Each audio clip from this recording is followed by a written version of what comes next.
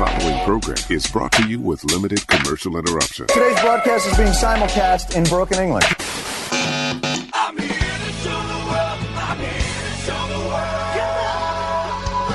Welcome to the show that we're doing right now. What the hell are we doing on this show? Boy, that escalated quickly. I mean, that really got out of hand fast. It jumped up a notch. It did, didn't it? Let's go. What is this? Giggity, giggity, giggity, goo. Who else but The Q. it's showtime?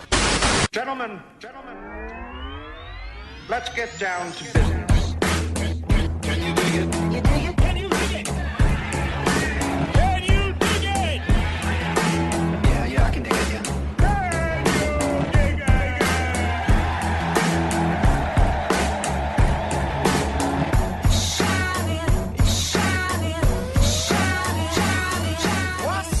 Ladies and gentlemen, welcome to the Qnow. You're listening to the best pop culture, current events, current affairs show, east or west of that Mississippi River, hailing from the great city of St. Louis and worldwide at theqnow.com. I am your host, Mark Bland, and joined today, as always, by my co-host, one Mr. Jason Kull. There he is. Found him.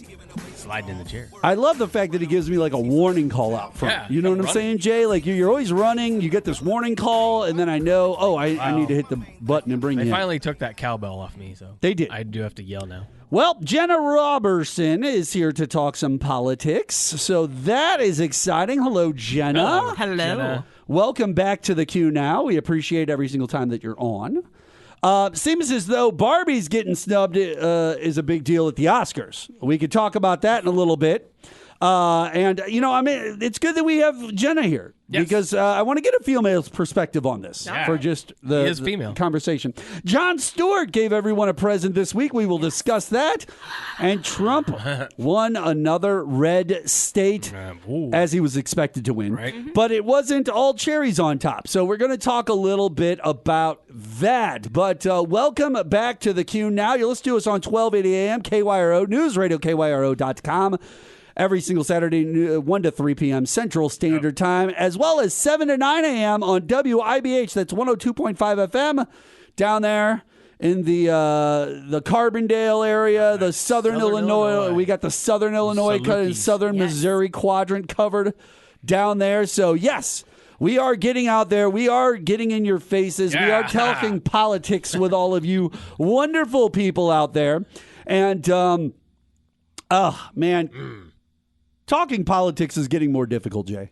Yeah, it's just getting more difficult as we get deeper into this election year because of the people are starting to revert back to that 2019, 2015, 2016, 2020 attitude, which is, I'm stupid. I'm going to not pretend that I'm stupid. Right. You can see it on my face. You can hear it in everything I just said.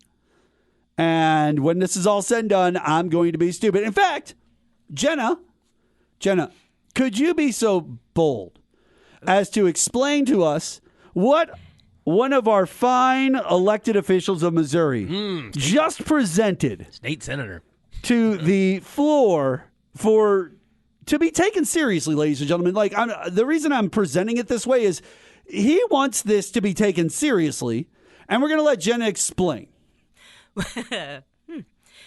Yes, explain Nick Schroer for everyone. Well, you don't have to explain Nick Schroer. No. All she's got to do is explain what he just presented. Oh, yes. He just presented a resolution inside the Senate for a rule change to introduce a change that would let you duel. Right. Wants to duel. With a second, you choose your weapons and you do it in the well of the Senate. And you do it in the well of the Senate? Well of the Senate. I hope they sell tickets. So he wants people to, he wants an arena that he can create where he thinks that all of his fine, well-suited fellow elected officials are just going to be cool with it. They're just going to show up with their ties and their three-piece suits, their $1,000 Men's Warehouse deals and all that. Then two of them are going to just basically strip down to almost naked, right? Some sweatpants and no shirt, whatever it is. Get it on. And they're just going to fist fight. They're going to fist fight or they're going to duel, as you said. With weapons of choices. It's weapons of choice. Oh, it's not fist fighting. It's weapons of choice. That could be a weapon. It could be the fist, but it could be like Aaron Burr stuff. Now, here's the deal. Since American politics has become so divisive to the level that it has, wouldn't it be probable that if this was to pass and become resolute, all right, most of them would just choose guns of some sort, some way to kill the other person pretty quickly and get it out of the way because they want to get rid of people. See, there's always the underlying need to hurt, maim, or get rid of the opponent when it comes to conservatism. Like there is once again, don't exhaust ideas, don't exhaust options. Scorched earth immediately. There's eradication. It's eradication every time. You could beat Nick easy though if you choose a weapon that he's not familiar with.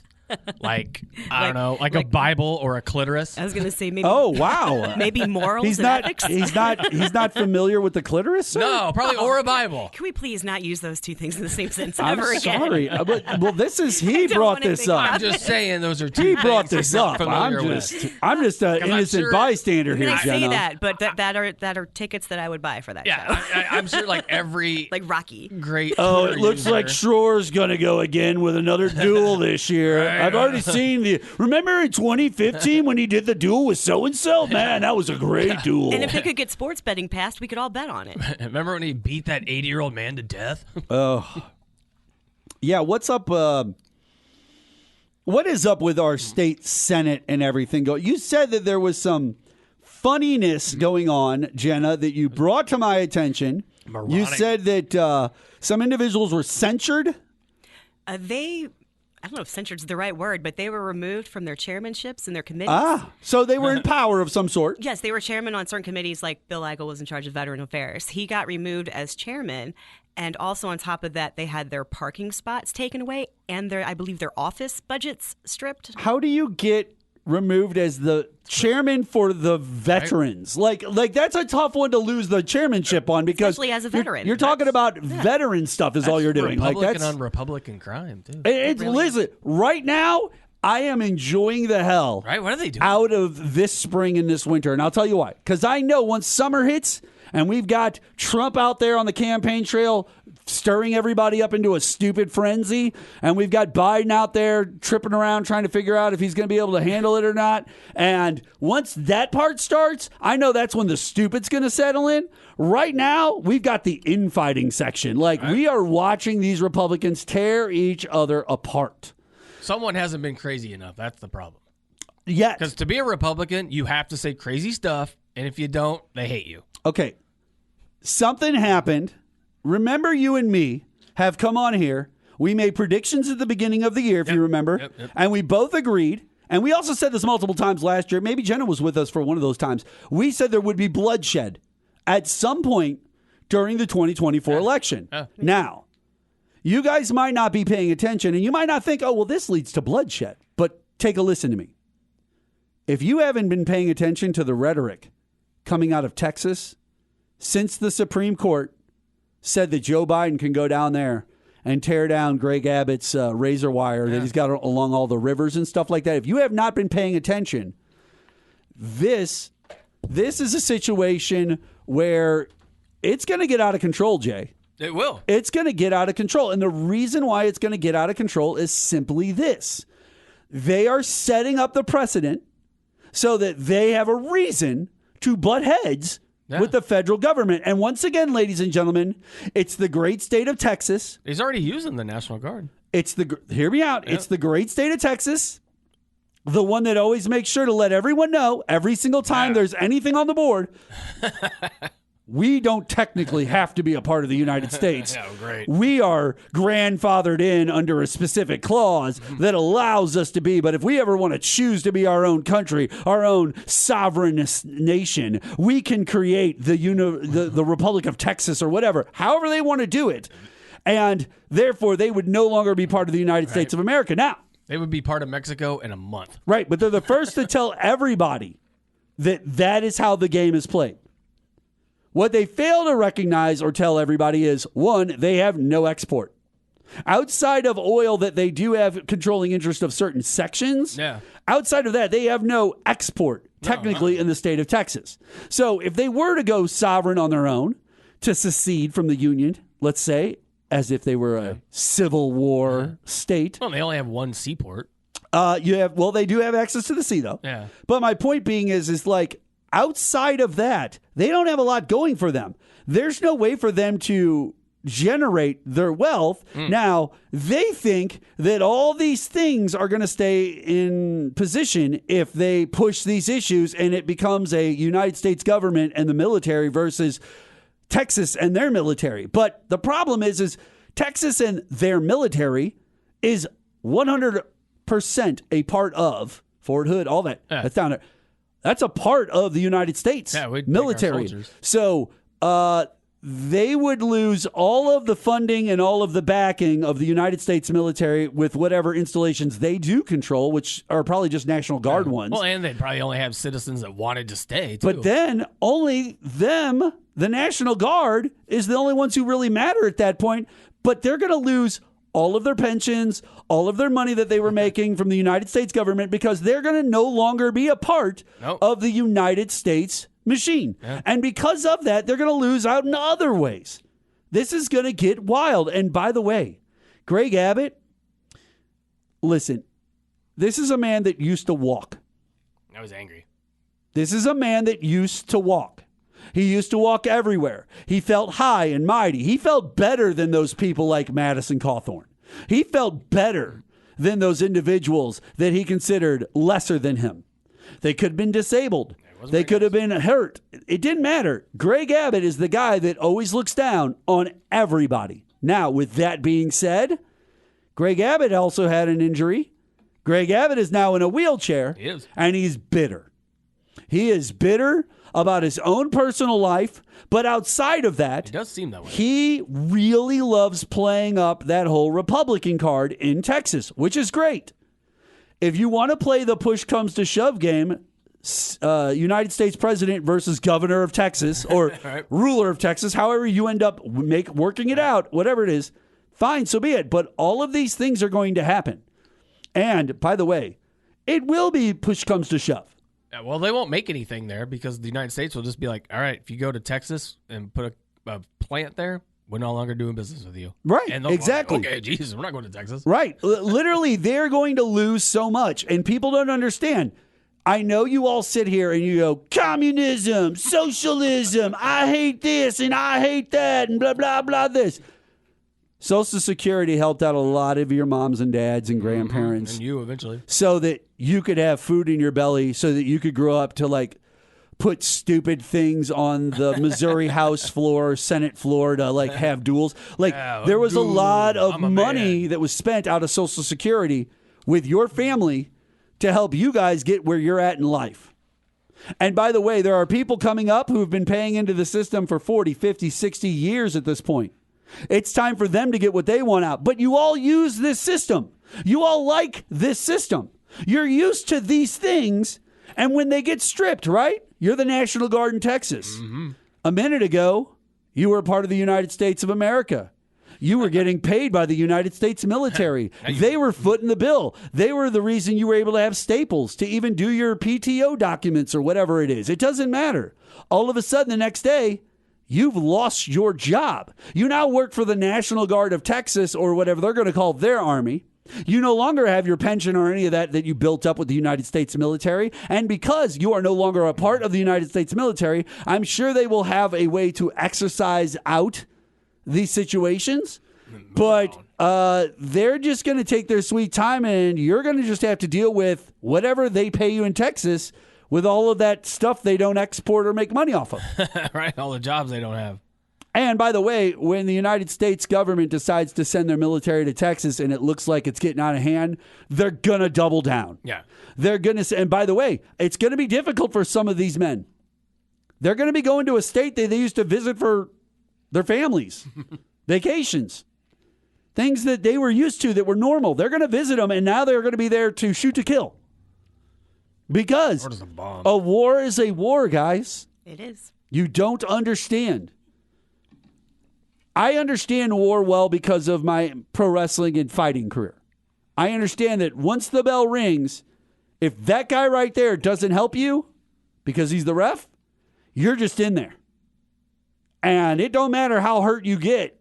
You might be laying on the ground. They'll still curb stomp your head. Like, war is war. And you have to be willing to accept all these different ramifications of it. So I feel like when I hear a Greg Abbott in Texas is being stupid, Right. and he's going to try to stop this or try to stop that, I just go ahead.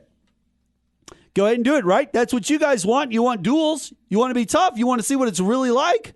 Okay, let's off about 10 to 15 of those National Guardsmen. Now all of a sudden you're going to see a huge military with bombs and drones and everything. And by the way, all of those bombs and drones and planes and everything that they had at all their military installations, that's all coming back to the United States immediately. And if you don't let us get it, they'll drive in with tanks and take it. with their pilots in the tanks. Like, we'll take them back. Like, you don't understand. And this goes for any nation on earth. This isn't just Texas. This is any nation on earth who wants to get that smoke. You can have that smoke. All right, we're going to take a quick break here on the Q Now. When we come back, more with myself, Jenna, as well as Jason Kull will be back right after this. I'm sprung, dogs, you got me doing things I'll never do. If you ain't been, I'm telling you, I'm sprung, dogs, you got me doing things I'll never do. 1280 a.m. If you ain't been, KYRO. you do. Welcome back to the Q Now. Thank you for joining us on this Saturday. We appreciate you guys. Jason Kull's here. Jenna Roberson's here. And we're hanging out. Were you a big T-Pain fan? I am. I liked him on The Masked Singer. Was that the first season? Outstanding voice. A little T-Pain to bring you guys back here. We've been talking about a lot of crazy things going on in Texas, but Donald Trump and the MAGA fascists get nightmare news as superstar political comedian Jon Stewart announces that he is returning to host The Daily Show through the 2024 election, ladies and gentlemen. If there's one commentator out there who can rip Trump to shreds in front of voters, it's Stewart, for sure. And it gets even better. Stewart will be hosting the show every Monday starting February 12th. He'll also be executive producing the show, meaning he'll have even more creative and editorial control than he ever did. Not that he never did. Let's be honest. By the end of his tenure, John was definitely in charge of whatever he wanted to say.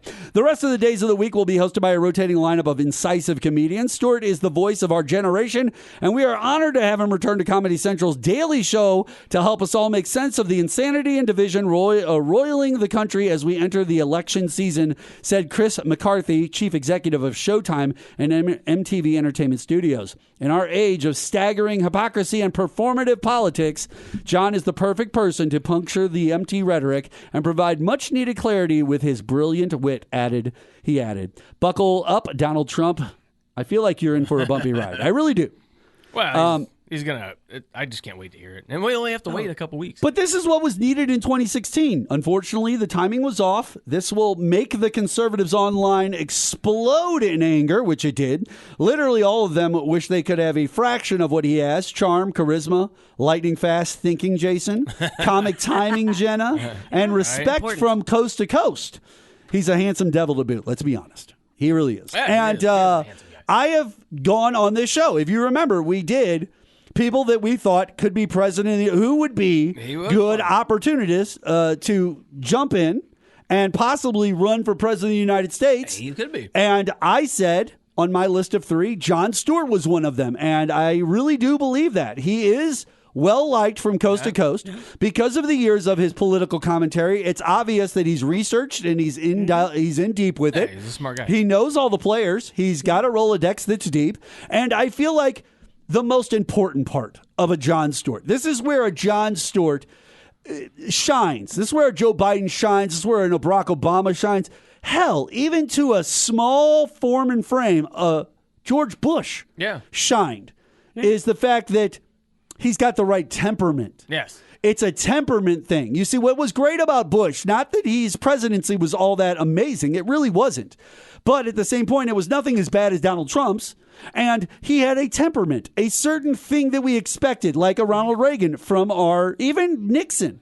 They had a temperament about them that if push came to shove, they would make level-headed decisions. More like a Michael Douglas in the movie The President or whatever. Even those guys were presidential when they spoke, when they talked. They they didn't say the things that Trump says. You're right. No, you're 100% right, and I don't feel that we necessarily need Jon Stewart. I mean, Jon Stewart leaving the Daily Show marked the beginning of the rise of Trumpism. Yeah. I mean, that's when remember, he famously was on for like a month and a half to 2 months, right there at the end, right after Trump announced that he was running, and in that last part of that summer and into the early fall, he was with The Daily Show doing his show every single week. But when the new season started, he was no longer going to be the host. He took some shots at Trump during that time, and he had a little bit of fun, but nothing to the like, guys, walking into this election season of all, right? We have two 4-year periods where Trump was involved, right? We've got the 4 years of his presidency, right? Then we've got the 4 years since that presidency. So we've got 8 years of dumb things he said, things that he's done, clips. We've got the insurrection stuff that John can pull from. I mean, John's got a lot to work with in regards to Donald Trump. And just think, these trials haven't started yet. There's stuff we don't know. Right. And that is exactly what Jon Stewart is counting on.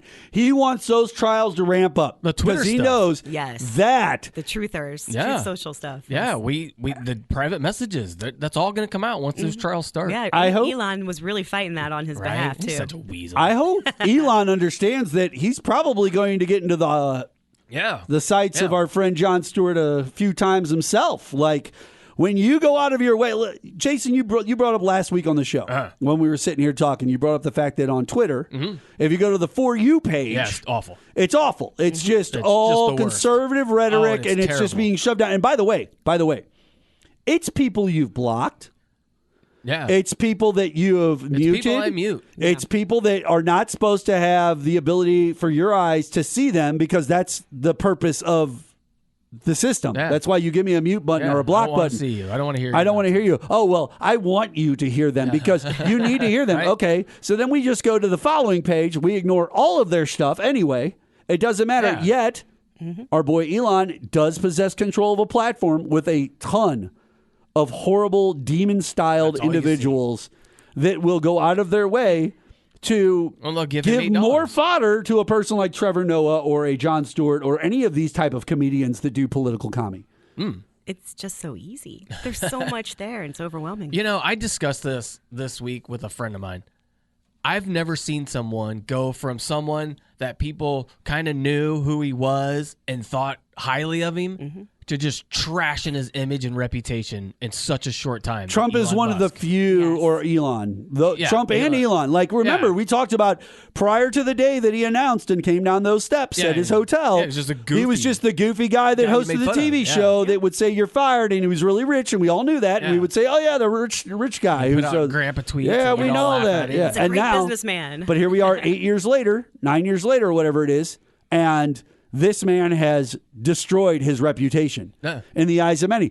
And let's talk a little bit about that New Hampshire primary. Let's get into that a little bit, right? He should be nervous because if the exit polls were correct and the people they interviewed, the people who voted for Haley, like 8 out of 10 said they would not vote for him. Yeah, so if you don't have Haley, that's it. They're either staying home or they're voting Biden. So that's 20% of Republican voters. You're going to lose. And she did better than I thought she would in New Hampshire. Yeah, he's not going to get enough votes. Joe Scarborough unleashed on Donald Trump an epic takedown, slamming him for his bizarre meltdown after the New Hampshire primary. Scarborough knows exactly how to get under Trump's skin. These two used to be friends. Now they're the most bitter of enemies. Scarborough started off by praising Trump's opponent, Nikki Haley, for staying in the race. Trump just defeated Haley in New Hampshire, but by a smaller margin than the MAGA group was hoping for, by far. Oh, he wanted to crush her. Trump promptly lashed out angrily at Haley for robbing his momentum. I was glad to see Nikki Haley stay in last night, said Scarborough. There are so many people that have done these halfway measures and been weak. They pretty much assign themselves to be nothing but Donald Trump's lapdogs for the rest of their political career. For Nikki Haley, there's only one way through this. I mean, there's light way down there at the end of the tunnel, and the way you do it is you win, and you just keep at it, keep going. And maybe you don't win tonight, or you don't win outright, but you win a war of attrition because the candidate she's running against, Donald Trump, more untethered from reality than ever. And let's face it, it's very sad, he added. But let's talk about that New Hampshire primary. You guys both mentioned that Nikki Haley came out a lot stronger and a lot further ahead than we thought she would when the polls closed. And I think there was only like a 10 to 15 point difference when the polls closed, when it was all done counting. There was only like a 10 to 15 point difference between what he won and where she placed. But here's the thing, like, even if half of the people that would have voted for her in every state don't vote, even if they don't vote for Biden, Trump's not going to win. He's not going to have enough votes. And that's what I want you to pay attention to, ladies and gentlemen. What was important about Nikki Haley staying in New Hampshire, like Scarborough said, as well as what is important about her staying, moving on out. And this also goes back to something that was said after the Iowa caucuses. What people need to be paying attention to is exactly what Jason brought up. That voter turnout and then the conversations they had in the exit polling. Because what you noticed is New Hampshire is typically a pretty red state, guys. Like, this is not a Missouri style red state. They are a red state. Like, they're a little bit more of a. I think they voted for Bush, but they're part of those original 13 colony states, and so those states like Vermont and all of them, they're always like, we're the first state, and it's all they want to do the Nick Schroer thing, right? They want to fight each other in the Senate things, and it's all about it's the Constitution that's the most important. Like, live free or die. Live free or die. Their whole life up there is about that conservative kind of mindset.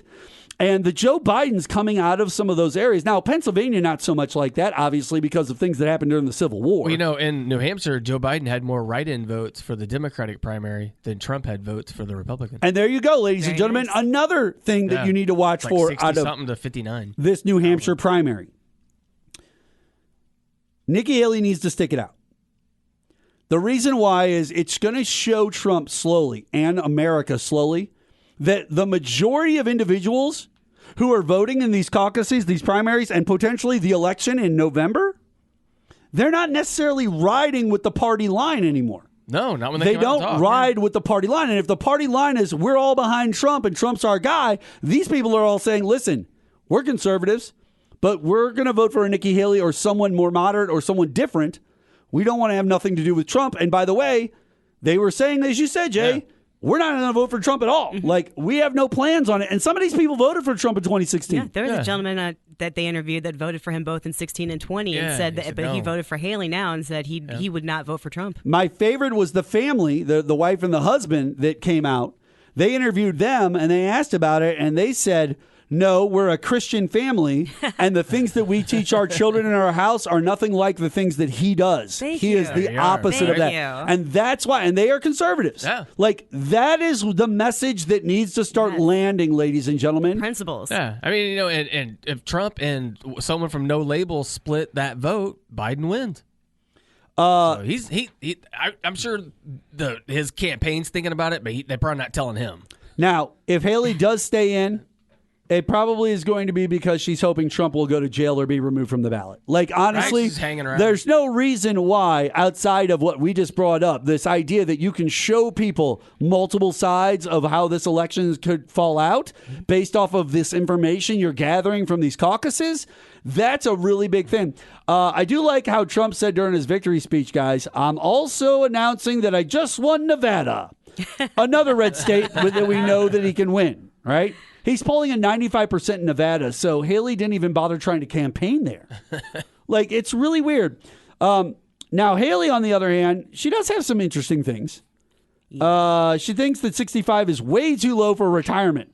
So presumably she is talking at least 70.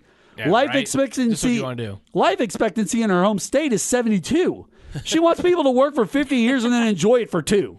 Like, literally, that's what she wants. And her life expectancy is actually decreasing. So it's like, hey, if you work real hard and break your back, you'll just die. You just enjoy those last 2 years when you can't do anything anyway. We got to save that Social Security. Thanks. Thank you. But, guys, I'll just be honest with you. The Republican Party continuing to back Trump is like choosing to stay on the Titanic after it hit the iceberg. You know what I'm saying? It's okay. It's fine. The iceberg won't take us down. It's just a huge hole. Yeah. That's not water. Fake news. Fake news. Well, see, that's the other thing. Right. Remember, Republicans are famous for telling everybody in a lot of different elections, it doesn't matter who the two opponents were, the country is like a business. Running the country is like running a business. And that's why Donald Trump, I'll be so good at running your country, because it's like running a business. And that's what the Nick Schroers and all of them think. They all think, because they fall into that party ideology, that it's like a business. Like the United States and the states and all this, these are businesses. The reason they stick with it, like you just said, is because of the money. They're trying to get at that money, like they're like at the country club trying to hang out with the guy so that he takes them to their super private dinners all the time. It's the money, or they're just bad people. Right. There's no other reason to stick by the MAGA stuff. Yeah, it's or compromise. Or you're both. Or compromise. He has something on people, like he said about Miss Haley, right? Yeah. There are things are going to come out. Yeah. Like, so you knew all this, and you still appointed her to the United Nations as an ambassador. Yeah, I only hire the best people. That's because back then it was cool. Yeah. And now she's being mean, so now I heard some this story. stuff that was cool is bad. He got her out of there so he could put his guy in South Carolina because he rules it. But this is her home state. Did anyone look more pathetic on the stage last night or Tuesday night than Tim Scott? Okay, hold on. Nope. Put a pin in that right there, ladies and gentlemen. We're going to take a quick break. When we come back, I need to attack this Tim Scott question. Thank you, Jason, for bringing that back up. We'll be here right after this.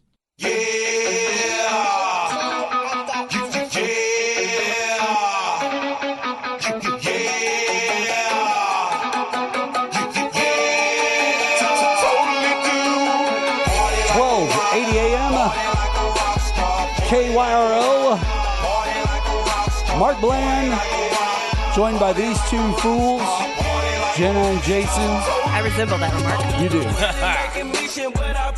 We are having a good time here on KYRO or WIBH, respectively, wherever you're listening.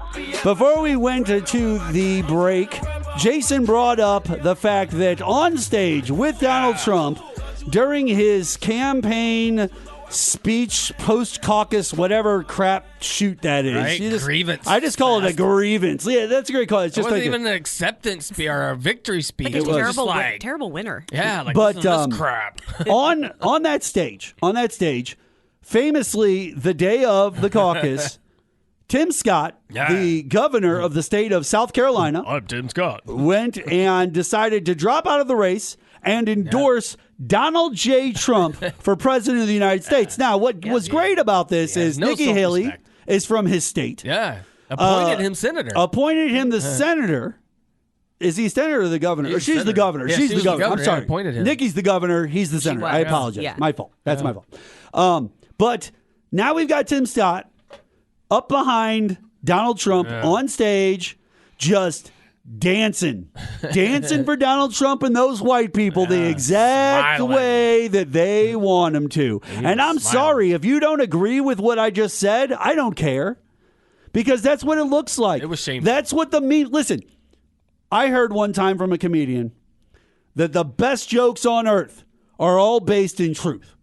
Yeah, the best jokes on earth are all based in truth. There's great jokes that aren't based in truth. But the best ones. It didn't look good. Always based in truth. It didn't look the good. memes that came out afterwards are just our way of showing jokes in 2024. That's what we do online now. Yeah. These memes were all Django Unchained and him dancing the jig and him looking like a loser and a fool behind the scene. Like, it looked like, as somebody posted on my Facebook, does anyone want to go? And I was like, wow. That's really? Calm down. Really deep. Too far. Yeah, it's really too far. Too far. But at the same point, look at what they're saying now. Do you see? That's my point of bringing that up. I'm not calling anybody names. I'm not attacking anyone with that. I'm stating exactly what was posted that I saw from, by the way, another black gentleman talking about Tim Scott with some memes, as well as video of him taking the microphone away from Trump and talking on it for a second and trying to tell everybody how he loves Donald Trump. Like, it was ridiculous. It was foolish. Tim, I don't dislike you as a person at all. I don't even know you as a person at all. I think you might be a great guy. It's very possible. I have no idea. I'm just going to recommend, as a person who deals in politics quite often, just step away. Only come when they need you or ask you. Don't be trying to be behind them at every single stop. Don't be Marjorie Taylor Greene. Do not be Lauren Boebert. Do not be Kari Lake.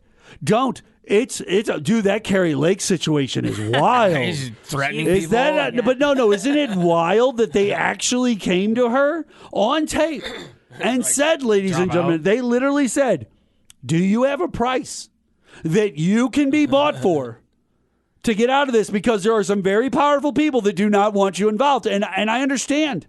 She is they don't want to lose. Well, she is a definite, what do they call that? A liability. She is a hardcore liability because she says stupid things. All the time. The people don't believe her. She looks like, once again, Tim Scott, she's dancing too. Yeah. She's constant. Marjorie Taylor Greene dancing. Matt Gaetz dancing. All of them are dancing. Every time this man's whipping his hands around, they start all dancing. You ever seen her without that filter? What? That's with a filter?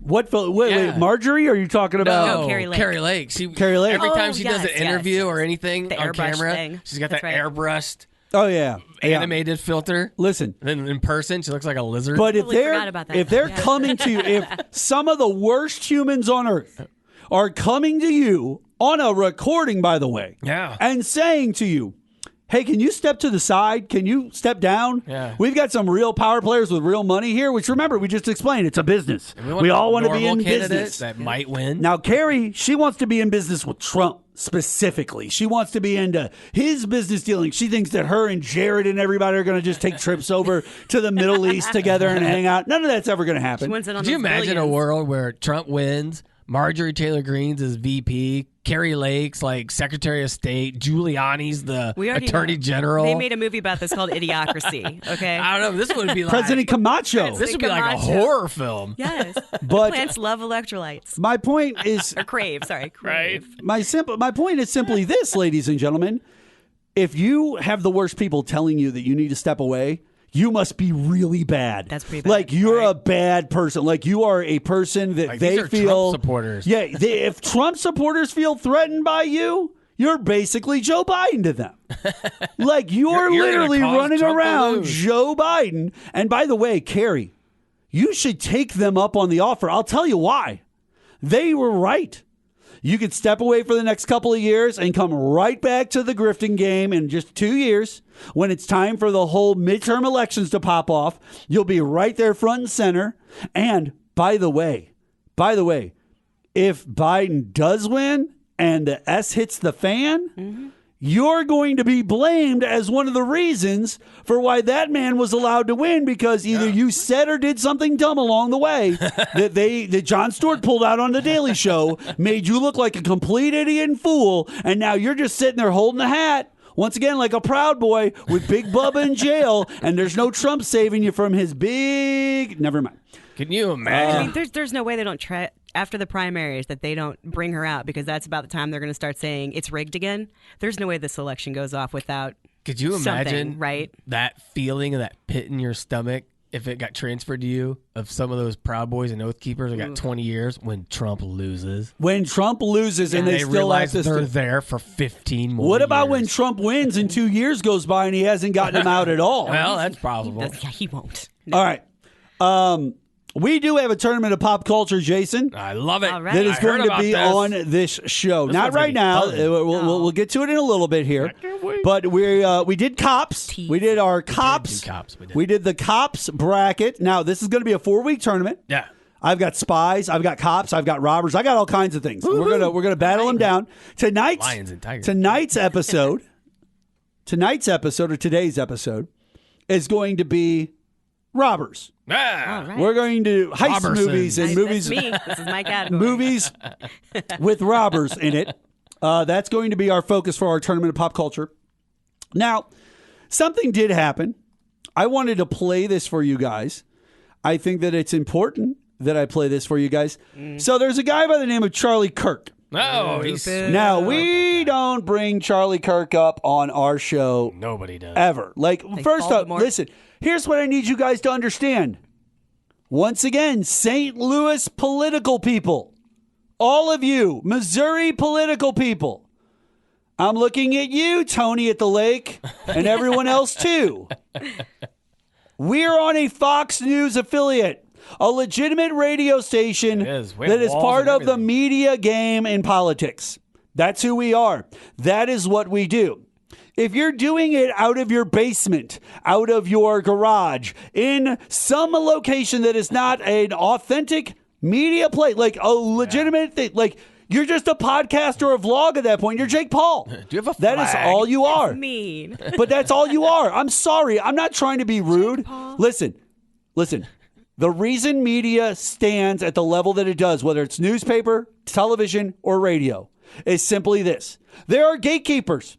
There are gatekeepers who make sure who they're putting on their airwaves has something to say. I'm on a Fox News affiliate saying the exact opposite message. That's how damn good me and Jason are at what we do. Yeah, people. That's how good Jenna is. That's how good Jenna is at what she does when she gets on this mic.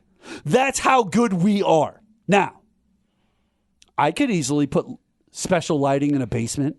I could put up a bunch of black curtains in caves. I could put candles around, and I can make it feel like and look like a high-end production if I want to, like a Charlie Kirk does. I'd appreciate that effort here, actually. Now, maybe turn next the lights time. off. our friend, we've done shows where we like try to set an ambiance. Yeah, we have. turned the light off before. Sometimes I like to turn the light off and open the door. It just depends. It was Careless Whisper by Wayne. It was Careless I Whisper. sat across Okay, the fair enough. table by Mark. That's a good choice. Okay. So here's the dealio, ladies and gentlemen. Charlie Kirk went on his show, and he said this, Jason. And that's why I think this United story and the DEI story. Let me preface this a little bit. They're talking about a situation with airlines. Yes. And he's got a few different guests on. This gentleman is just finishing up. And let's just listen to what he has to say from beginning to end, okay? Here we go. And that's why I think this United story and the DEI story hits so hard, because we've all been in the back of a plane when the turbulence hits or when you're flying through a storm and you're like, I'm so glad I saw the guy with the right stuff and the square jaw get into the cockpit before we took off.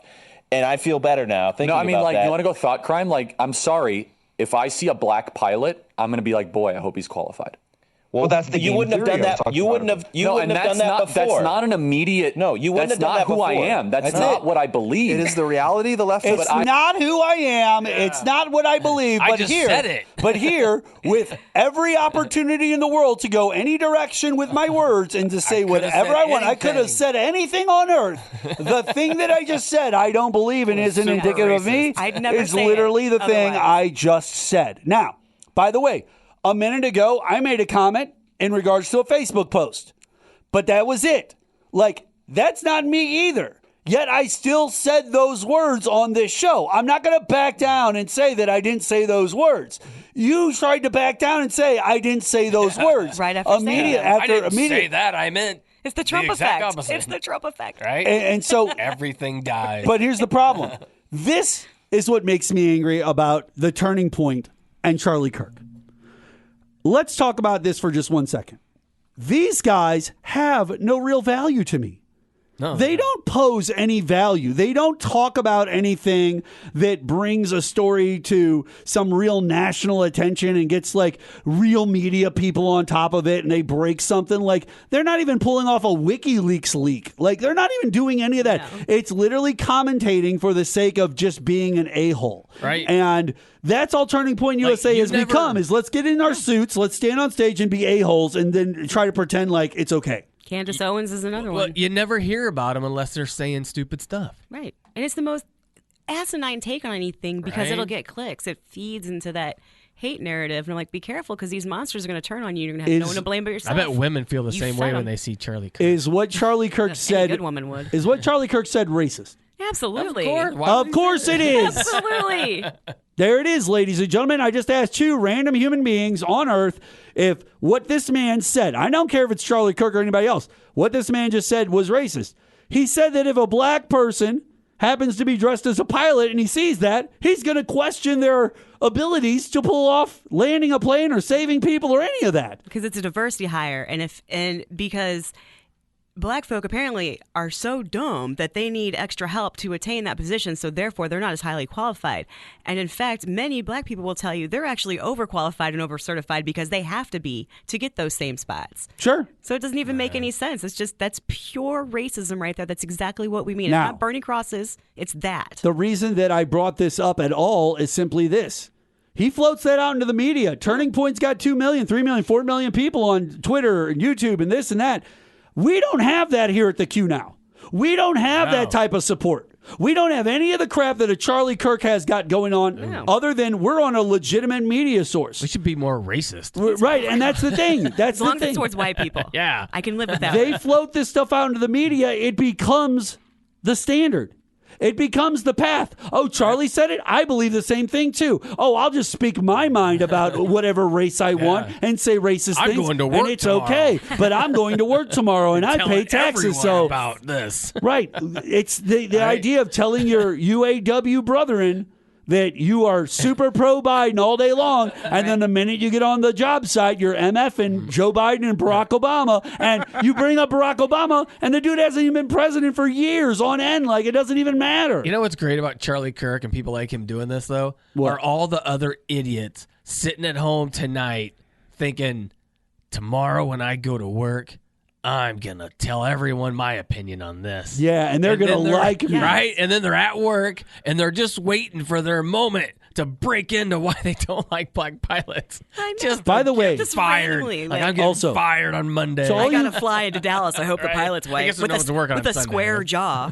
Right? What does To that all mean? of you conservative men out there, Max all Headroom right, to be listen, your it's pilot? time for us to take a quick break.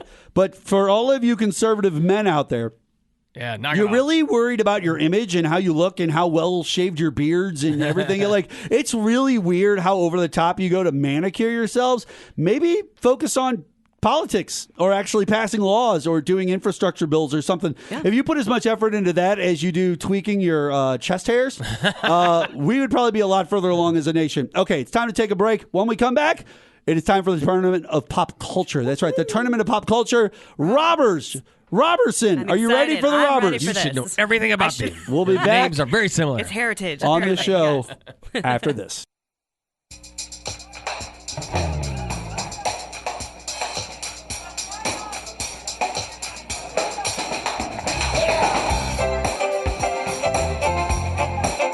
AM, KYRO, 102.5 FM, WIBH. Welcome back to the Qnow. I'm Mark. What's your name? My name is Jenna. And what's your name, sir? Jason. And we are your hosts here on the Qnow. Yeah. We appreciate you guys tuning in. And you can always check us out at theqnow.com. That's our website. Old episodes, new episodes, everything in between. We love go and rate and review us at Apple. Tell people we suck. We don't care. Yeah, do it. We really don't. We really don't. Listen, our job is to out that which deserves to be outed properly. We take care and pride in the things that we do on this show. Democrats, And, too. We've blasted Democrats. we blast the before. Democrats if we got to blast the Democrats. Now, I have something that I need to get Democrats. to. I have something that Shake my finger. Damn you, Democrats. That's always our fault. It's like Even a though we don't do anything. Family Guy skit. Right. All right. So, I've shaken all my papers. I've done all the flippies, all the flippy arounds. Mark's got the zoomies. I do have a pen, it looks like, so we can make a We're move. prepared. All right. This place has money. Now, It's fancy. All right, we have pens. I also The have heat's on. within my paperwork It's here. never cold here. It is not. Within my paperwork here, I also have What is that, a contract? something like that. Something like that. I do have that. It's an NDA. It's All right. So it's time for the Tournament of Pop Can't tell anybody Culture. about what you're saying here today. It's time for the Tournament of Pop Culture, ladies and gentlemen. Week 2. Last week we did The Cops. Yeah, we did. And An Academy Award movie one. Training Day. Yeah. That is a great movie. Now, Right? That's what we said. with that being said, we've gotten to the Robbers division. I like this. First. I have a movie in mind. I'm not going to say it. Oh, okay. All right. If it's said, I'll tell you. Up first, My magic trick. Anticipation is in killing. the Robbers side of things, we have 2001's Ocean's 11. Boom! First one. That's the one. Arguably the coolest movie ever made. Ever. It has got the hippest cast, the glitziest set, Right. the snappiest writing, and the sexiest con. Every ounce of this movie is saturated with cool. If I'm a woman, that movie, It is good, but it's going up against the number 16 seed. Oh, it's number 1? In the late 1990s, there weren't many sexier than Catherine Zeta-Jones or more debonair than Sean Connery. Yeah. That's right. These two had so much gravity, gross, they though. almost made us believe a con man and investigator with a 39-year age gap could fall in love. it Almost. It's the movie Entrapment. I could believe more that Brad Pitt and George Clooney and Matt Damon were like hanging out than I can believe Sean Connery's doing anything like that with anyone that looks like her. Okay. Kidding me? Now Sean that's Connery fair. is Sean a Connery legend. is a legend in his sex. First off, he is a debonair sex icon. This isn't Dr. No And Sean Catherine Connery. This Zeta-Jones is Indiana married to Jones Michael Sean Douglas, Any version. which isn't much far off of a shot from Sean Connery. Right, but he'd hit her with a phone book. He would. He would. You're right. He would. You would get mouth cancer from cunnilingus. You know, that's what would happen. True thing. All right, Ocean's 11 or Entrapment. I'm going to go Ocean's 11. Yes, I have to. I agree. I think Oceans is an easy move right full there. of It hot is. dudes. And it's a great story. Like It's a great story. Everybody acts well in They're that all movie. cool. They're They're all very just cool. cool. And they all, dude, I love Everything they do is just cool. you know who I love is what's they his play name? Elvis, No, it's the black gentleman. Don Cheadle? Don Cheadle. Yeah. Love Don Cheadle. Love Don Don Cheadle. Right? Yeah. Don Cheadle's fantastic. in everything Chinese he's in. dude that Oh, torts the into the contortionist? There's Right? certain people. Listen. If I see Don Cheadle or Casey Affleck is in a movie, Or what's his face? It's Ross's dad. okay, I don't know who that is. He's in it. He's the money guy. Oh yeah, he is. Yeah. You're right, correct. Yeah. No, what was I talking about now? Now I don't even know. It doesn't matter. If you see Don Cheadle in a If I Yeah, can if say, you see oh Don yeah, Cheadle Don in a movie. Cheadle or Casey Affleck. Yeah. That is a clear tell to me that it's a good movie. And the reason is they never choose bad roles. They always chose good roles, and the movies that go Gone Girl, things like that, they're fantastic. They're really good, well done movies. And you know, they're the most solid director that I've seen. Like not director, actor. What's the Casey Affleck, are you okay? Are you high? I'm having a stroke. What's going on, man? Because I had two thoughts at once. I went supporting actor. Those two are always solid in a supporting role. Oh, they are. But So that's you know what you're gonna makes get the a good movie. That's what makes the movie because good. if they're supporting, the actor has to be top notch. Yes, because Don Cheadle's done that. He's done Crash. Yes. He's done Yes. Boogie Nights. Right? I mean, Come on, he's been in man. a wide That's what I'm array saying. And the of- minute you hear those movies That names, might be you go, his best role. But that's what I'm saying. It was a pretty good The one. minute Right. you hear those movie names, you go, that's a good movie. Yeah. I like that movie. Yeah. Okay, moving on. Number 8 seed, Hell or High Water from 2016. West Texas can be a pretty desolate, unwelcoming setting, and those exposed landscapes is probably not the ideal locations to string together a series of armed robberies. However, gritty West Texas provides the perfect backdrop to this dark modern-day Western. It's dangerous. Fantastic movie. I think that's the one with, it's like the German guy. Oh, okay. He's in all like the kind of like the Jason Statham type movies, but I can't what's remember his his name? name off the top of my Waltz? head. Christopher You should look Waltz? at you might Waltz? something like that. Well, no, it's not Christopher Waltz. Well, look it up. Hell or High Water. Who's in that movie? You should do that. That's what your job is. That's how I got That's it. good stuff. It's going up against number 9 seed Drive. Oh, Drive's really good. Drive is really good. Hollywood is typically associated with glitz and glam. The Drive highlights its seedy underbelly. It's vibrant and it's dangerous, like a piñata filled with rusty nails. And an eerie, almost otherworldly soundtrack doubles down on its vibe. Now, Drive does have a fantastic soundtrack. Right. Which, Jason, you wanted to talk about, and maybe we can after the show, after the tournament. After this tournament, we can talk about your soundtrack. Soundtrack dilemma. But, There's no good soundtracks anymore. Drive has a good soundtrack. It's solid. Hell or High Water versus Drive. I'm going to go Drive. Jeff Bridges?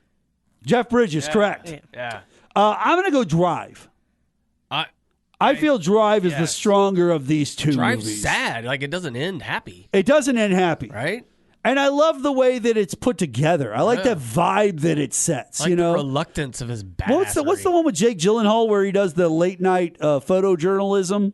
Oh. Where he's running around Bringing Up the Dead Nightcrawler or whatever. Oh, yeah, Nightcrawler. Something like that. Yeah. Those kind of movies always set a vibe, Yeah, right? You know what I'm right? saying? It's Like seedy. the movie Zodiac sets a vibe. Oh, like not good. but when they set a vibe like that, I love that. And Drive, That movie looks different. Like Drive Zodiac sets a vibe. looks different. And you're right. Drive, it just like the picture, sort of like, remember Traffic? how it Yeah, changed the exactly. hue of the film depending on what they were doing. It's either That was a blue good or movie. orange. Or I'm going. Zeta Jones again. Yeah, Jenna, where are you going to go? Drive or Hell or High Water? I'm abstaining. I've not seen either of these movies. You've not seen either of these I will movies. join you in Drive. Yeah. however. Drive makes a sense I was going to to break me. her spirit if she chose Hell or High Water. I will defer to. I do love Jeff Bridges, though. I saw He that. is good, isn't he? Yes. I can't wait for the Up next. second season of the Old Man. Up It was a next good- yeah. is Inside Man from 2006. A fantastic movie. You got Christopher Plummer, Denzel. You know, Right. it's really good. Letting the audience halfway in on the heist isn't a novel approach in heist movies, but Inside Man still had us guessing with every turn. It's a testament to great writing, directing, and it doesn't hurt to have a stellar act to lean on also. That's going to be going up against number 12's Logan Lucky from 2017. Did you see Logan Lucky? Another Steven Soderbergh movie. No. Yeah, I don't think I did. I think I finished it. It's kind of an under the radar movie. Yeah, it really is. I remember it being okay. If I had to choose I mean, here Ocean's 11 was good. between Inside Man and Logan Lucky, I think I'm going Inside Man. I think you. I should would go with too. Inside Man. I'm going Inside Man. Right. It's a much better cast. The movie is much more flushed out. Just an overall better movie. That's all there comes Just down to. wins. Coming up in the number 4 seed, and the next one up, you're going to love this one, Jay. Yep. Could be a dark horse. I feel it could be a dark horse. 1991's Point Break. Oh, yes. This movie that was dances mentioned last week. along the Gary edge Busey at his of finest. cop movie and robber movie. On the Yeah. other hand, Bank you have a main robbers, character, ex-president. Keanu. That's right, I the am an undercover FBI FBI agent. But on the other hand, you've got a squad of radical surfboard philosophers who Right. fund their extreme sports obsessions with a little bank robbing on the side. We ultimately sided with the bank robbers in this one, and that's the beauty of that movie. It really kind of brings you in. I love Bodhi. that aspect It's like of the movie. Dalton goes surfing. I know. Right? That big Just- wave at the end. That Right? was He's great. just cracking dudes. It's also going up another movie from 2017. I guess 2017 was just full of great robber movies. Right? I bet I know what this is. Baby Driver. No. From Edgar Wright. Unfortunately, not a single baby is driving throughout the whole movie. Unfortunately, Baby Driver That's another makes us getaway lag movie, for babies right? with awesome car chases, a great soundtrack, and stellar cast. Yeah. Minus Spacey, of course. I mean, I mean, I still here's find the him problem. to be a phenomenal I know actor, it's everything tough. else aside. It's so tough to not compartmentalize people and be like, what? We could I do- appreciate and understand his acting, and I understand it, and I like the roles he's been in for what he did. Yeah, we could at the do same what point, they do with OJ. But in We real could be life, like, Can he we was found not separate it? guilty. Can we TOS. separate it? You know, he was found not guilty. But can we What I do? separate it? That one we know. Yeah, we know. Can kinda we know, separate right? It's hard. It depends on what they've done and what they did. Really, to be truthful, like there's a band I really like called Eagles of Death Metal. There was a band that was playing in Paris when they got when they shot up. by up. the Yeah, terrorists. yeah. Oh, right, yeah. But then that lead singer started saying stupid stuff all the time, and it made it to where Josh, I couldn't. whatever his name is. No, I can't forget his Josh. I think it's Josh. name. He's in The Queens of the Stone Age. Queen of the But Stone he's Age. I thought he friends was with in that guy. He played drums. Oh, when I they thought he played was in that other band also. Yeah, he played drums when they went back to play that show, the benefit show. Yeah. But he just said a lot of dumb things about Muslims and stuff and insights, and it just, I'd be like, Come on, I just man. can't get over it. And Yeah. it made me mad because it's a really great band. So, yeah, I don't know. It depends. It depends. Point Break up against Baby Driver. Me personally, I'm going to go Point Break. I think it's a pretty easy win for Point That's Break got to. here. Come on, man. There's no way. Point Break is a Gen X classic. I love It's that movie. 1991, and he beat up Anthony Kiedis, who had probably the number one album at the time. Yeah, Come on, for man. sure. Up Couldn't get next, enough of that. we have a movie that could also be a dark horse. Steven Spielberg's Catch Me If You Can. The confidence that's a man, good one. swindler, the grifter, the cheat, the hustler, the con boy, based on a true story, Catch Me If You Can, Right? illuminates the reality of conning is an ageless game as long as you have the charm and the charisma of a young Leonardo DiCaprio. That's helps. going to That be helps. going up against Jackie Brown from 1997, the Quentin Tarantino man, that's legend. And that's a really tough matchup right there. I mean, I know it's robber stuff. Okay, but if it was Pulp Fiction, it'd be easy. here's the Jackie thing. Brown's not as good as Pulp Fiction. Here's the thing, though. Here's the thing on this one. Here's the thing on this one. I like Jackie Brown. Yes. I like Quentin Tarantino telling me gritty crime robber style heist movie style things. I love that. But it's not as good. It's not. But it's not Reservoir Dogs. No, it's kind of in a different way, and I don't think it can stand up against Leonardo's acting along with Tom Hanks. Right, it's just the way it's shot. The way it's shot, the way it feels. I feel like Catch Me If You Can is just a better movie. Nothing against Jackie Brown. I just think Quentin's done it. I just think Quentin's done it better with other movies. When Robert De Niro had sex with what's her face, yeah. and he comes back and he's like, "Wait, you thought she was my girlfriend?" And he's like, he didn't even know. No, and he did exactly. It anyway. All right, come on, man. Catch Me If You Can or Jackie Brown. I think I gotta go Catch Me If You Can. Catch Me If You Can. Yeah. Catch Me If You Can is moving on. Boo! I'm so mad at myself. Now, next one also could be a dark horse. This could be tough. We've got 1995's Heat by Michael Mann. Right. That's right. Now, we love this movie. It inspired a real life bank robbery. It did. It inspired a real life bank robbery. On top of it, the beauty of Heat is that you do get star power. We get what's his God dang Al Pacino. Al Pacino and Robert De Niro. First time they ever shared a scene together. That's right. It was an amazing scene. It was fantastic. It was intense. Val Kilmer in prime Val Kilmer times. Mm-hmm. But that's going to be going up against a classic, an icon in the robber movie scene. 1973's The Sting. And you've got star power there, too. Is that Gleason in that? Or that is Paul Redford. It's Paul Newman. Yeah, Paul Newman and Robert Redford. Yeah. That's a classic duo. It is a classic duo. It's one of their best roles. And it does literally stand up, in my opinion, against Heat. It does. No, it's like all those classic It's older films. that good. It's so well acted. Now, and the writing's so crisp and awesome. Heat is really well done. Heat is beautifully violent. It's really well done. And I think that if The Sting loses on anything, it's kind of a dated movie, and it's kind of got a hack, or whatever they're it's in. kind of got a hack comedy vibe to it, right? A little bit of a slapstick on the edge, yeah, exactly. So start shooting. I think I'm going to go with Heat. I think I am too. I'm going to go with The Sting. You're going to go with The Sting. We finally had 2-1. 2-1. I'm a fan of the two gentlemen in that movie. So. Right? They are good people. All right, it's time for us to take a break. When we come back, we're going to finish off this first round and move on to the next round. Robbers. We're doing robber movies this week. And eventually, it's going to be a Final Four. We're going to see what stands out as the best cops, robbers, spies, bad guys movie of all time. We'll be back on the Qnow after this. Father of mine, tell me where have you been? You know I just closed my eyes, my whole world is up here. Father of mine, welcome back to the Qnow. Hanging out with you on this Saturday. Welcome back to the show. My name is Mark Bland. That person over there is Jenna Roberson. And that guy over there is Jason Kull. And we're in the middle of our tournament of pop culture. Wait, did anybody have a worse childhood than Hurt? Jeez. Every song is just like, man, it was tough being you. It was. That is. Right. But you know what? I love Art Alexakis. I think he's a fantastic talent. I love that. It just Sparkle really and Fade is one of my favorite albums of all time. I mean, Everclear is just one of those. Would you consider that Gen X? That to me is the Gen sound X? of Gen X. Is that Gen X? Everclear's Santa Monica that's Gen X's song. It was a little older than me. Like it was probably more like high school when I was in like junior high.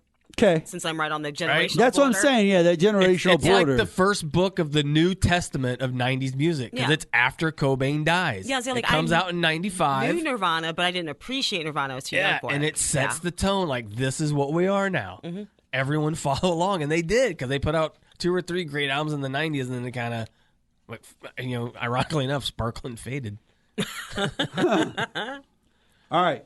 Up next in our tournament of pop culture robbers movies, we have Fast 5 from 2011, the Justin Lin great. The 5th installment of the Fast and the Furious franchise is loud, over-the-top heist movie, and it's really, really fun. And this is true. Mm-hmm. This is a really true, accurate description of Fast 5. It is a fantastic movie. To me, It also they're like the Axe body spray of action movies. But they're so good. But Dwayne the Rock. But But like, the beauty that's what of I'm saying. but Like, the beauty of Fast Five is like the the Dwayne the action Rock Johnson showing. Like Right. that is the best. There's a lot of screen stealing. Like it's and a lot awesome. of- Like it's fantastic. Yeah. It's a really good movie. That's going up against another movie that could be a dark horse. It really could. That being 2003's The Italian Job. Oh. Oh. The Mark Wahlberg movie. Mark That's Wahlberg. right. Like they keep putting him in movies. And Charlize, I always butcher her her name. Charlize Theron, yeah. Theron? They put her and him in a lot of movies together. Like every movie he's in, his Jason character Statham's in is that one, too, isn't he? confused.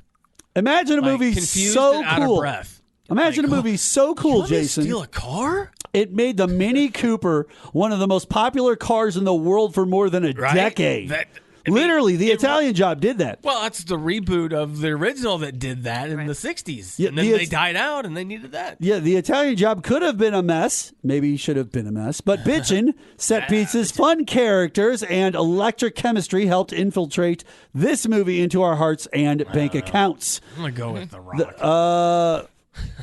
That's a tough one. Yeah, I feel like Fast Five wins. Yeah. In my opinion. Yeah, just because in that movie, an entire vault. Like right? I like movies. I like movies. Respectable. I like movies with Mark Wahlberg in them. But it's kind of unbelievable at But I the same love the point. Italian Like it's Job, the too. one But I that don't goes like Mark over. Wahlberg in The movies. beauty of Fast Five is it's the beginning of what this way over the top, crazy in space stuff would eventually be in these Yeah. movies. It's almost believable enough to where you're willing to suspend your reality for an amazing chase scene. You Amazing had 4 chase scene. movies of these people making you believe they could do this. It's almost like if they earned that. If the Sure, yeah, they earned the vault. Fast, They if earned the the Fast vault. and Furious movies were a TV show, this would be like the season 1 of the spinoff. Right. Like new It would. characters. It would. It would Rock kind is now of. in this spinoff because the other one was Sure. canceled, and now the Rock's leading this one, and Or maybe it could be the final season of a great TV show. You know what I'm was saying? The Rock, was he in them when Paul Walker was still alive? Or was Yeah. this the only one that he was the in? one he started in.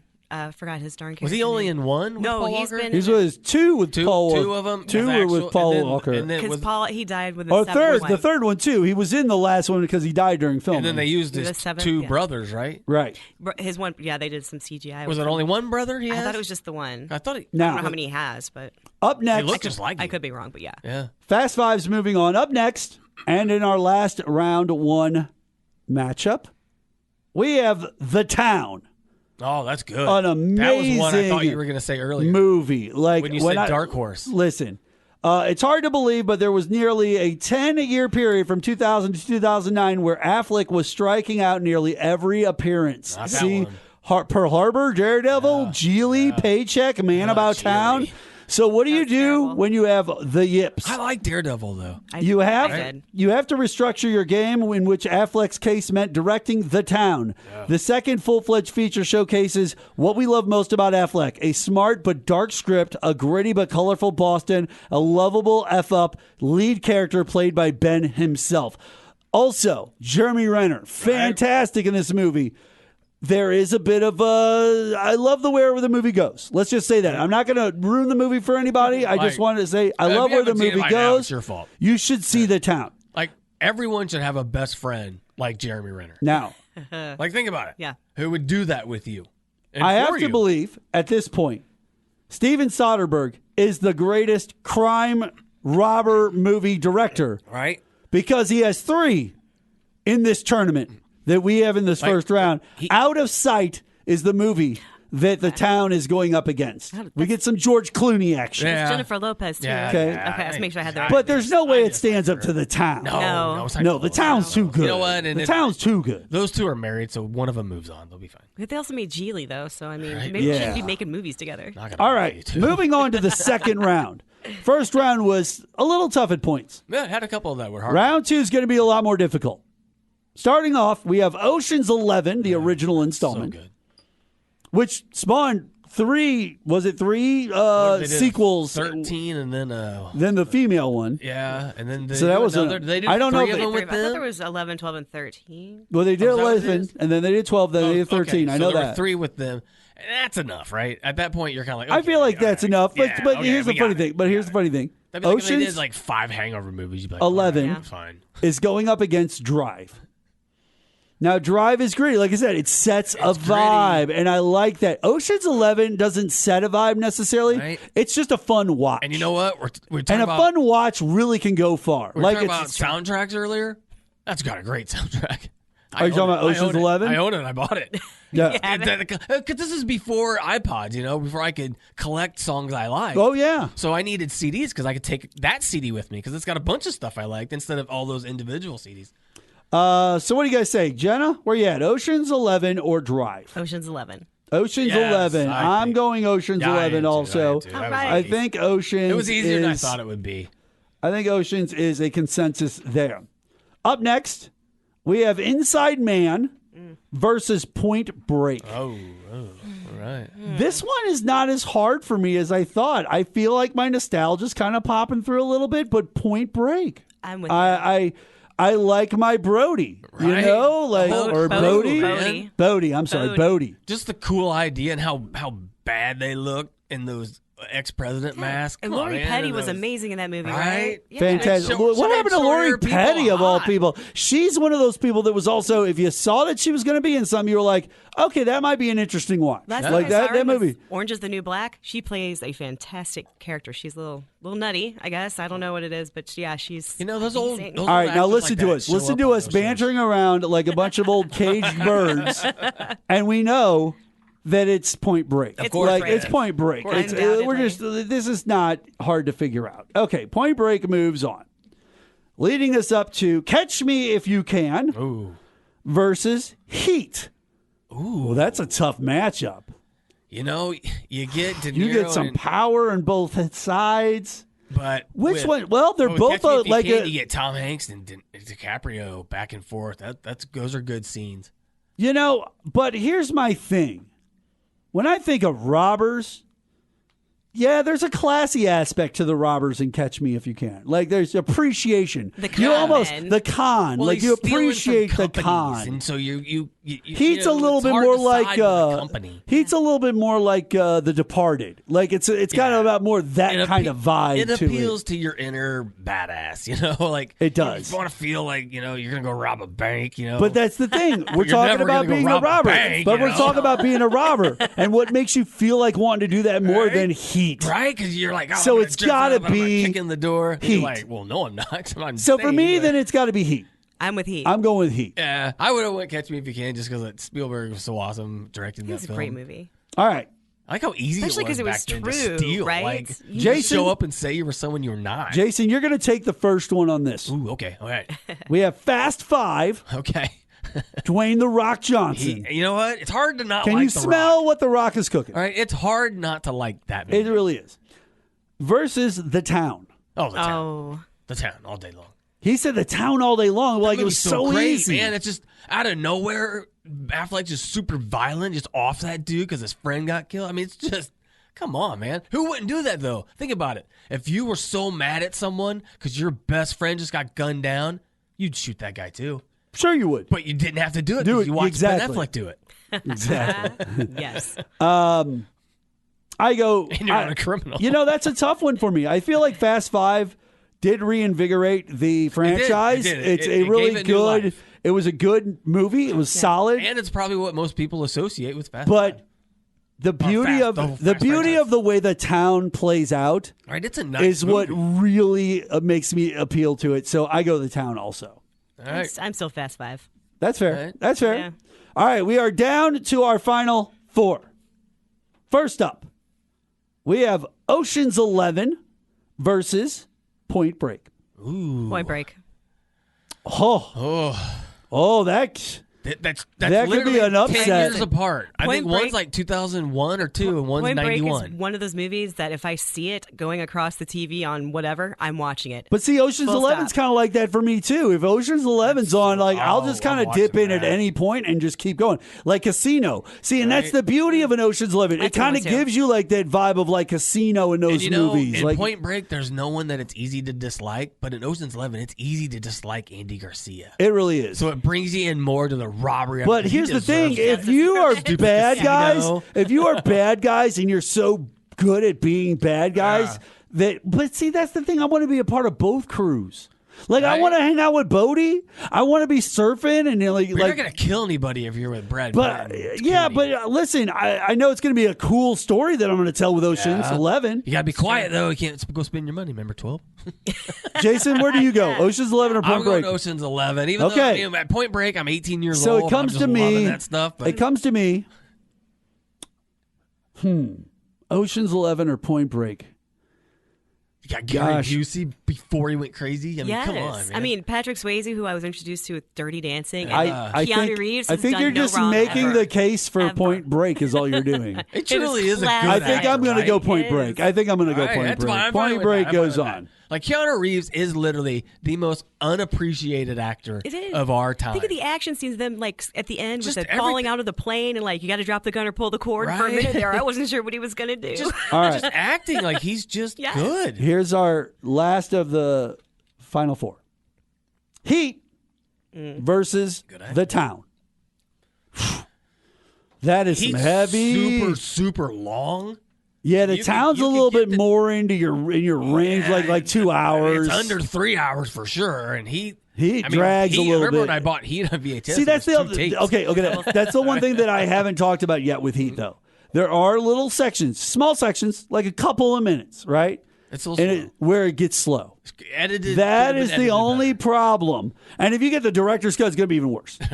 Okay, it's going to be even like 5 hours long. It's going to be even more ridiculous than in 7 episodes. It's going to be like Pacino doing every single aspect of that scene from every angle. Like, it's going to be ridiculous. The town is so flows nicely. good. It really is. And it's hard to dislike Ben Affleck and Jeremy Renner and those guys. It really is hard to dislike them. How cool is it? Come on, you Rob Fenway. Come on. Dude, don't tell them. Oh, it's not my fault. They haven't watched that yet. All They right. just don't watch Yes, I go The Town. I feel The Town. The Town. For Yeah, me. I feel like I would The go Town. to town too. All right. Going Well, to that town. Heat hung in there for a while. Going to town. All right, It's like ladies and after I gentlemen. watched Point Break. Well, that sets I us drove up. out in the country and You went to and me town. both. That sets up our finale. Point Break versus The Town. What do you got, Jay? If I'm going movie for movie, I gotta go The Town. If I'm going nostalgia in a time of my life when everything kicked ass, it's Point Break because that kicked ass. And right, music but here's in it the kicked thing: ass. Point Break can go up against The Town in my book. Like I feel like it's a good movie. It's a good movie. It's got a great storyline. It moves well. You kind of listen. If you're a robber and you make me endear me to you, that's where The Town. But that's where The Town. Soundtracks you can buy it. The Town's got that going on it too. The Town's and, all instrumental. You know, I feel like The Town has a little bit more of that vibe of an Academy Award style movie. No, It totally really is. does. And Point Break is more in our nostalgia, a cult favorite that we want to love and carry like a baby. You don't put baby in a corner. No, You just never don't do that. it. Dirty Dancing is a legend. So is Roadhouse. You know, Patrick Swayze is a god. I mean, Sorry. the director of Point Break, she won an Academy Award later on, right? Did she get the director for I have no idea. What was the war movie? She directed Zero Dark 30. Okay. Did she get director for that? Catherine Bigelow or something like that? Yeah, something like that. All right. I'm not sure. So I have real no idea. people made Point Break. You All know right, what we I'm got to saying? make a decision. Legit movie. Point Break or The Town? I am going to go. That's Jenna. I'm going Point Break. She's going Point Same Break. I'm going to go with Mark. Because either way he goes, I know I want to go that way. Man, this is telling you. really, really difficult, ladies telling and you, we gentlemen. think exactly like I think it's The Town. I think it's The there Town, you go. ladies and That's gentlemen. fine. There what it I thought. is. The Town It's just a better wins movie. for the best robber movie. It's going to go up later on against You know, they both have three others. little side In our final four. relationship part too, you know. We're going to take a quick break here on the Qnow. When we come back, more with myself, Jenna, and Jason. We're going to get out of here. We're going to talk to you about a couple other things. We'll be back right after this. On a warm summer's evening, on a train bound for nowhere, I met up with a gambler. We were both too tired to sleep, so we took turns of staring out the window at the darkness till boredom overtook us, and he began to speak. He said, son, I 12:80 a.m. KYRO. out of reading people's faces. Welcome back to the Qnow. I own this 8-track. By the way, Oh, yeah. I was a kid. I got one of these 8-tracks. I had an 8-track, yeah. Oh, yeah. Yeah. Kenny Rogers. Kenny Rogers. I had Juice Newton. And I think the same album had Islands in the Stream on it, too. I believe. I had Juice Newton. Juice Newton. Juice Newton on. I had that on vinyl as well as 8-track. I had both of those. And I had Journey. Some Journey on 8-track. I had some Journey on 8-track. Back in the day, if your town had a Kmart had cassettes and CDs. The cassettes were $1.99 and the CDs were like $3.99 or $2.99, and they were full old 70s bands. So I had all kinds of 70s bands when I was like 13 years old. I didn't like rock. I always hated compilation CDs Judas back then, though. Priest. I always hated compilation CDs because it was always the worst songs or the ones that nobody ever cared like about. One song and like 5 songs that exactly you don't like. sucked. Yeah. You know, you brought up something off the air that you wanted to talk about. Soundtracks. Soundtracks, the art of the soundtrack. Is gone. Soundtrack, it is. There's like movies still have good music in them, but the soundtrack there's not available. Like there's no need to download a soundtrack. You just get the individual albums. There's no need for that.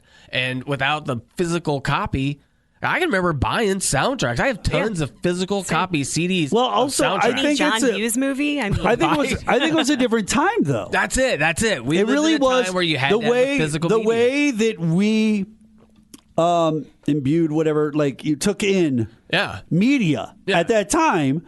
It was through the radio on a singles, right? Yeah. But beyond that, it was our movies. Right. Whatever our movies had playing in them, they ended up on the radio in most cases, and that was for many years.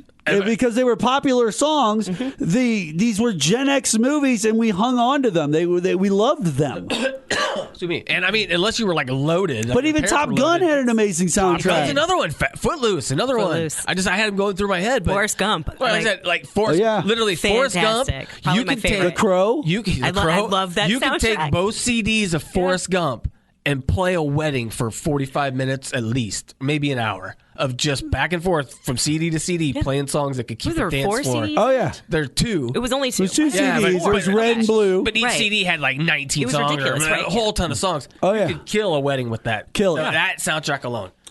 But no, I think you're right. Yeah. I think there's been a lost that, but at the same point, they've taken their music, and now what feeds them more than anything is commercials. Yeah. If you look, we've gotten more of our songs to become popular and well known that are jingles or songs playing in the background of commercials, because we have to watch them on YouTube and other places like that, and they get stuck in our heads. They become earworms. You know, and now they don't go to the movies anymore to hear the soundtrack put That's what I'm together. saying. You know why kids today don't appreciate music like the way we do, and you think of it in the soundtrack is because they don't. There was need to want for it. There was They can get everything they want for free. There was the reason why we loved our porn more back then. We had to pay for we it. had to work for it. Right? Like You we had to deal with you the go kid. somewhere. No, nobody wants to work anymore. You had to Like go somewhere and get something to and bring it back like an adventure. You had to work a deal with the kid that you knew whose dad had movies, Or and brother.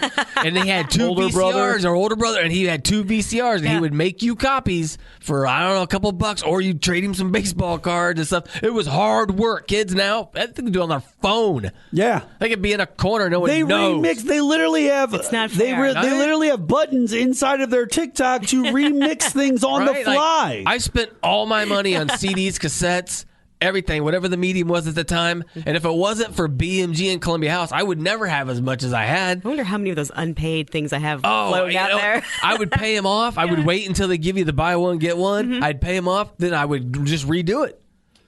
And they'd be like, oh, all right, here, boom. And you Jason? get 12 more. I have some predictions about 2024. Ooh, all right. From 100 years ago, sir. Ooh. From 100 years ago. Some were serious predictions and fairly spot on. Some weren't so good. Let's take a look at these. Do you know there's psychic commercials on the radio again?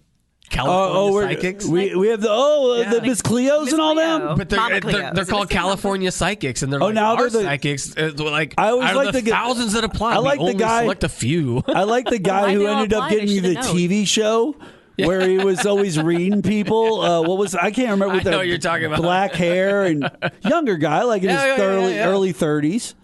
All right, here we go. Beds would launch kids up and onto their feet in the morning. Well, maybe if it overreacted to a button, get one of those. What? One of those hospital-style beds. Then a flying bus would pick them up and get them to school in 2 minutes flat. Right. Everyone thought things would fly. They really thought there was going to be a lot of us flying everywhere. Now, which, by the way, we all still don't.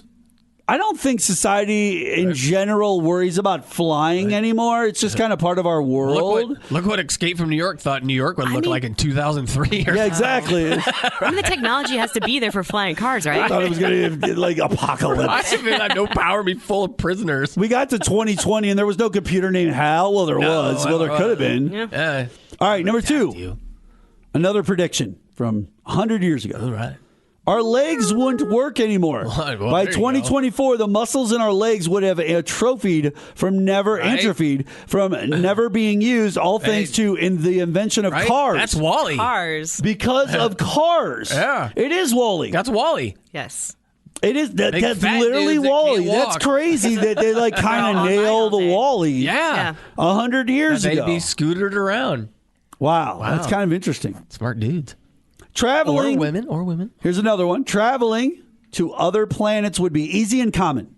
They compared it to crossing the Atlantic Ocean in 1924. I guess if you consider it in We kind of space still terms, think it's that kinda way common. in like Star Trek and movies like that. Space travels is easy in our minds. I wish it was. No one's That'd be really great. freaking out anymore that we went to the moon. Everyone's kind of like, oh, okay, yeah. Because we didn't. But think about it. Because we didn't. Now people in the 1920s probably flat Earth. did think about what it was going to be like in 2024. Sure.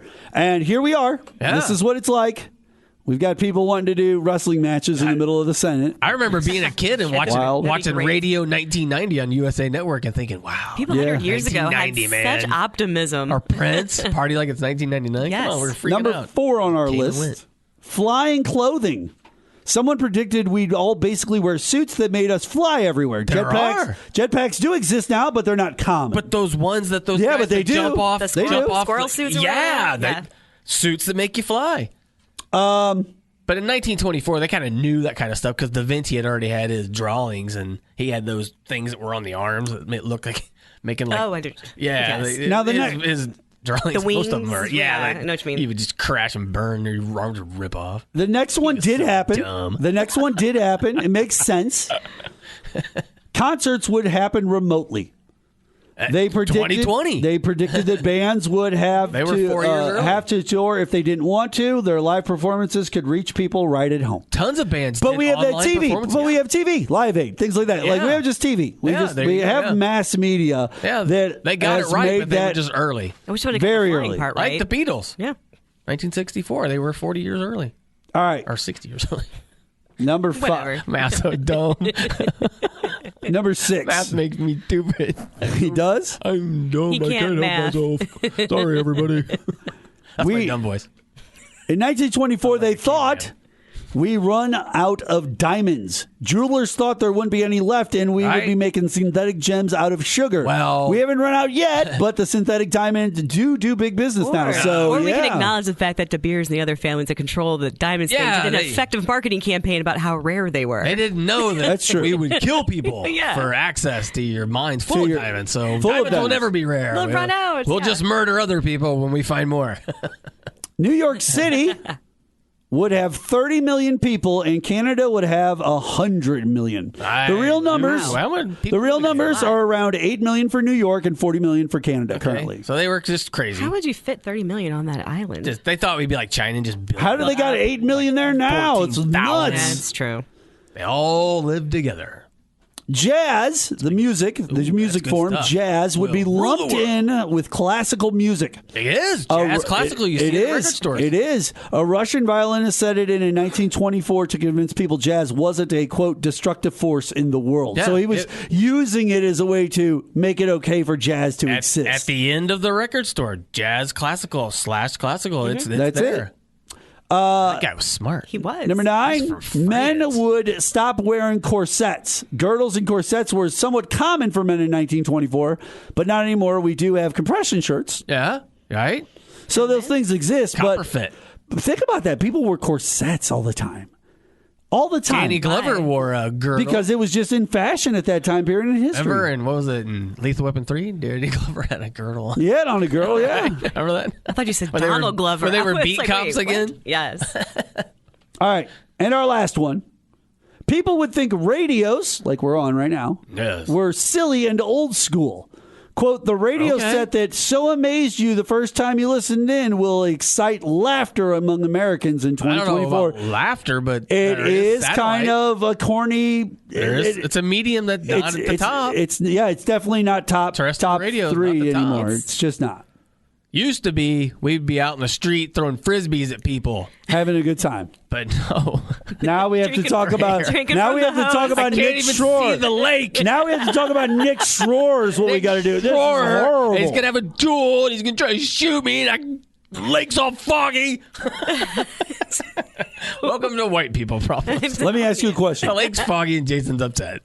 If these conservatives around here heard at some point, getting closer to the election, because Trump's trying to do whatever he can to create chaos. He's like a deadbeat dad visiting on the weekends. He turns around and he says, go ahead. I want to see people. If you don't like somebody, I'm going to make it okay for you to kill them. I'm going to make it okay. What if he said that? How fast do you think Missouri conservatives would jump on that and go, oh, he said it, so we can do it? I'm going to write Trump won on a white T-shirt and walk myself to the store and get enough provisions to write it out until I kill all of those lunatic people. I mean, it's wild. Right? It's wild where these people are willing to go. Hopefully he has one normal person and we can just 25th Amendment, boom, done, get you.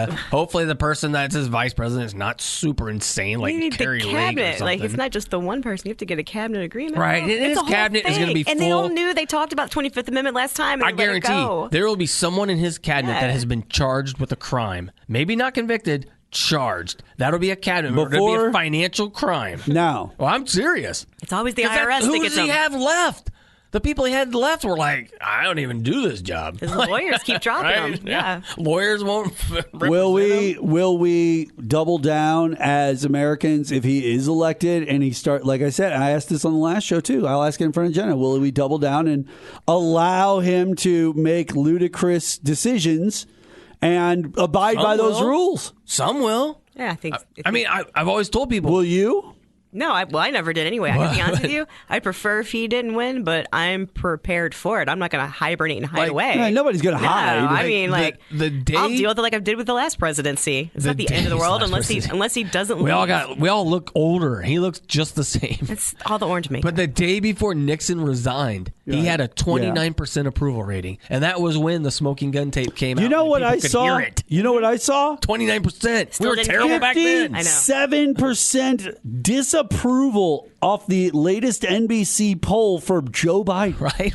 And why? That is wild. Like, things are good. These people are so stupid. No. It's inflated market. It's tough on a lot of people. The metrics So I think show- that they're seeing that. the Like their metrics prices are show- high still. Yeah. That's a corporate problem. Well, they're looking. Yeah, that's a corporate problem. It might be, but the And problem Democrats is can't it's do going to anything be, about it. they We might can't. not be able to, but it's going to be know used what? as a reason for why they in their minds simply on their own. They don't If even need us people- to push them one way or the other. This will sell itself. If people are mad that prices are high, get mad at Republicans because Democrats passed a bill that was shot down by Republicans for an anti-price gouging bill based out of the COVID era. Yeah. And they shot it down, and this stuff they wouldn't be able to jack up their prices because there'd be a law against it. All this is documented. We've asked. We've offered. Just nothing. Just kicked us Right? right in the And teeth you know and then what? blamed us for it. And they can just call me a liar. Fine, look it up. I know. I can't make you drink. I'm sorry. I'll lead you to the water though. Congressional record. Well, boys and girls, it has been fun. Yeah. We've got a new tournament of pop culture winner Just crappy. for the Robbers movie Point break. in Point break. the town. Fine.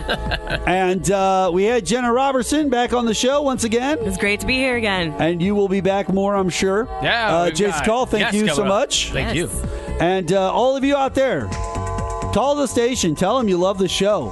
Yeah. Call us. Tell us. Find us on Twitters. Tell them you hate me. Tell us Follow anything. us on We're Facebook. fine. We don't care. Tell us what you want to hear. Make it weird. Come at us. Come get us. Come get us. You sound handsome. All right. That's going to do it radio voice for us here on this episode of the Qnow. We will see you guys next time on the show.